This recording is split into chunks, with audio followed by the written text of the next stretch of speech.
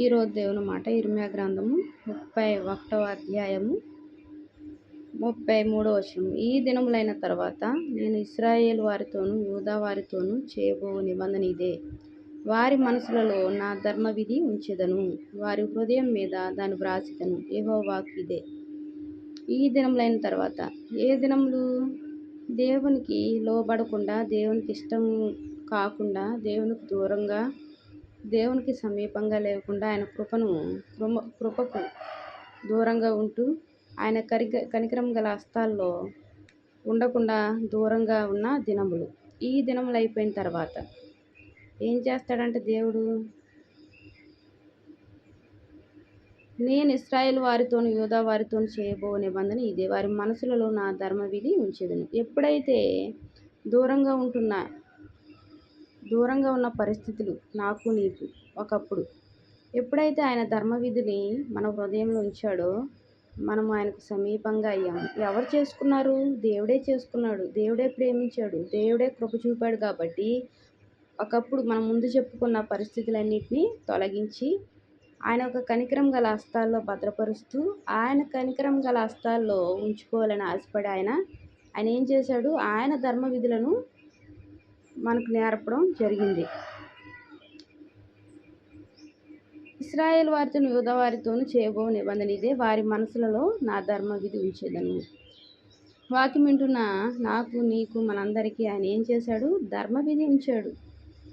ఇది ధర్మము, అది అధర్మము అని దేవుడు బోధిస్తున్నాడు. మరి మనము ఆ ధర్మవిధిని మన మనసులో ఉంచుకొని భద్రపరుచుకొని ఆయన మాటలను, ధర్మవిధి అంటే ఏంటి? దేవుని వాక్యము. ఆ వాక్యాన్ని మన హృదయంలో జాగ్రత్తగా భద్రపరుచుకుంటే ఏం జరుగుతుంది? దాన్ని దేవుడు వ్రాసే దేవుడుగా ఉన్నాడు. వారి హృదయం మీద దాన్ని వ్రాసేదను. యెహోవా వాక్కు ఇదే.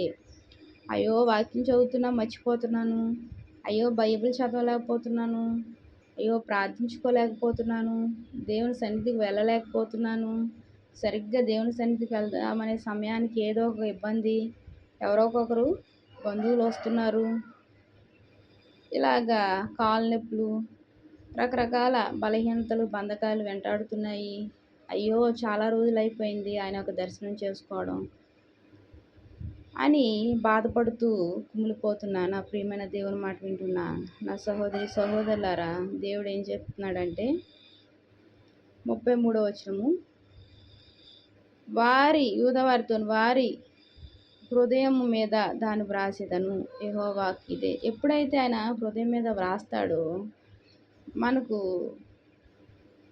బలహీనతగా అనిపించిన, అలిసిపోయిన, నీరసంగా అనిపించిన, మనం ఎక్కడికి వెళ్ళాలని మన కోరిక పుడుతుంది?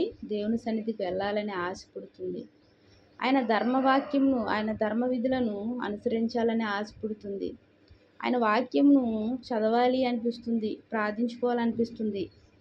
మరి ఈ కార్యము జరగడానికి నా శక్తి, నీ శక్తి, మన శక్తి సరిపోదు. ఆ శక్తిని ప్రసాదించే దేవుడు ఎవరు? ఆయనే, యెహోవాయే.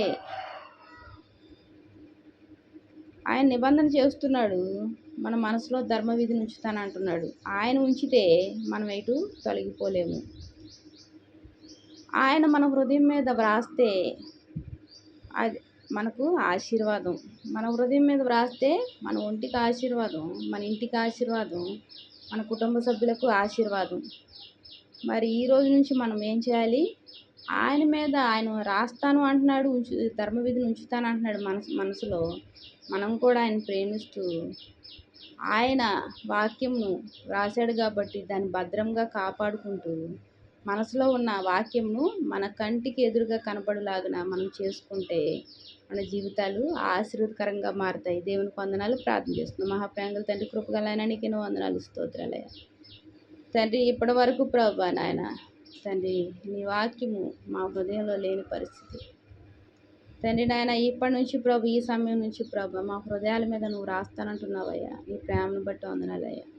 వాక్యం వింటున్న ప్రతి కుటుంబాన్ని ఆశీర్వదించండి అయ్యా తండ్రి. మేమందరం ప్రభు నాయన నీ యొక్క కృపలో జీవించే భాగ్యంను అనుగ్రహిస్తున్నందుకు వందనాలు చెల్లించుకుంటూ ఆ ప్రభుని ప్రియరక్షకుడుగా యేసుక్రీస్తు వారి నామంలో అతి వినయంగా బ్రతిమలాడి వేడుకుంటున్నాను తండ్రి. ఆమేన్. Praise lord.